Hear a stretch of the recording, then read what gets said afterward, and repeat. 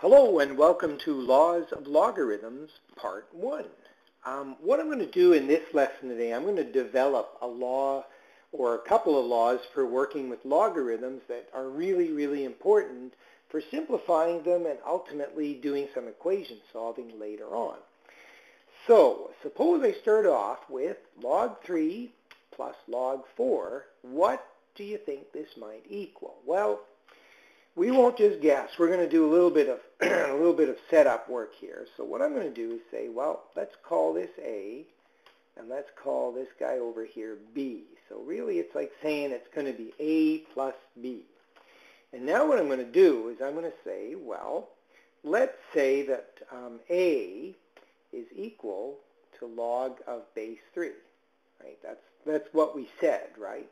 So another way to have written this, since A is the same as log of 3, is to say 10 to the A is equal to 3. Okay, that's just taking this information and rewriting it as an exponential statement, right? Base is 10, 10 to the A equals 3. Let's do the same thing with log 4, because we said log 4 equals B, and so that's kind of like saying 10 to the B equals 4. Now, suppose, before I get back to this, that somebody comes along and says 3 times 4. Okay, now, why am I doing this? Well, you'll see in a moment. Okay, somebody says 3 times 4. I could write that as 10 to the A, right? I'm getting that from up here. 3 is the same as 10 to the A. So 10 to the A times, I'm going to replace the 4 with 10 to the B. Okay, so what I can do is write it like this. I'm going to put brackets around it here. 3 times 4 is equal to, and here I'm going to, these are the same base, so I can put them together. And can be put together through addition, A plus B. Add my exponents together. Now, you might look at this thing and say, well, hey, can't you rewrite this in a different way? And you would be totally correct. Remember back in the day we had this. I just got enough room to squeeze it underneath. When I said 10 squared is equal to 100. Another way you can write that is you can say that log of 100 base 10 is equal to 2. So what I can do is if I follow this as a kind of a template or a guideline, which parts of this statement here goes where? Well, let's see. This would be log of. Now, where's this 100 coming from? The 100 is the stuff on the left. So that's saying 3 times 4. Okay. And where's the 10, the base, coming from?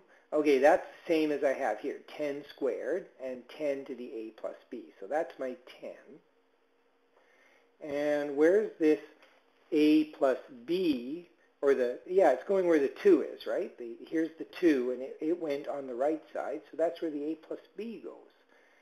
A plus B.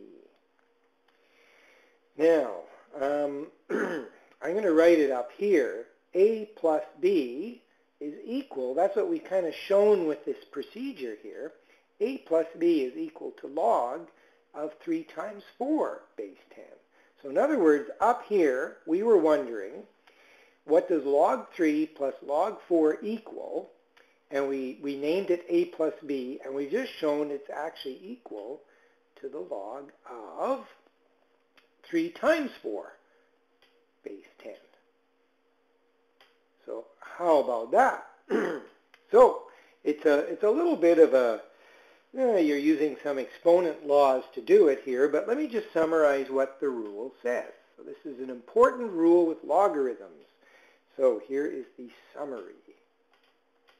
Okay, and I'm going to say rules because there's more than one, and I could have developed the rest of them the same way, but what I want to do is just show you what we're talking about. So some sort of a base. So you have a log of, And usually it's written going this way. Okay? You can take log of something that's multiplied together and break it up if you want to. The base doesn't change, but you can break it up. If it's multiplication, it becomes the addition of two separate logarithms. Same bases, okay, but you can break it up, right? This was like saying 3 and 4, and now in here we had log of 3 times 4, or even just 12, okay? So that's one of the rules. Now the other rule works very similarly, but it is based on the idea of division. What if you were dividing these two? You can probably guess what the law is going to look like.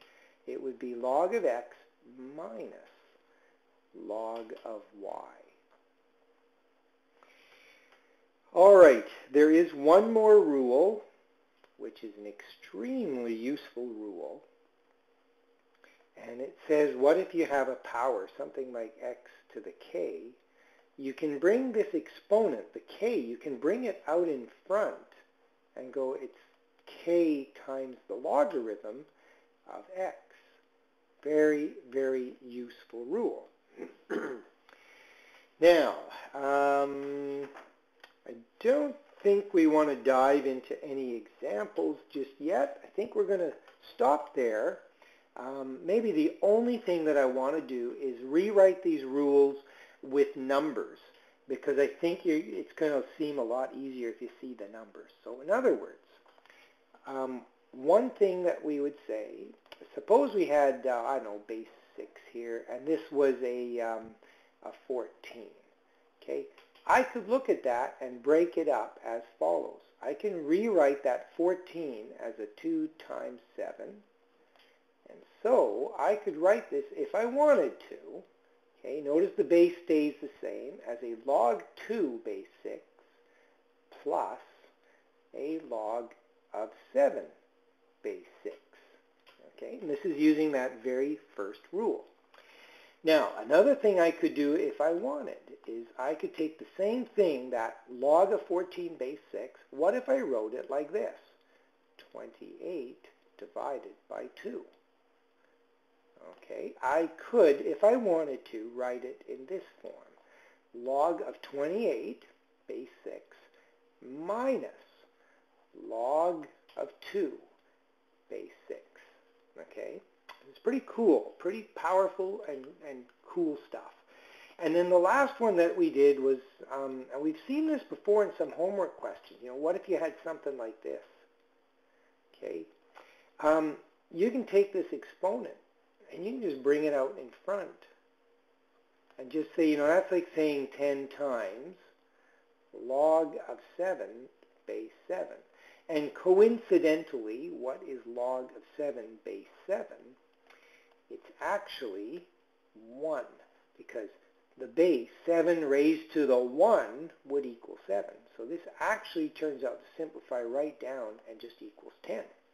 We saw that one in a homework or in a previous lesson or something. But anyway, that's where I'm going to stop. So we'll catch you later.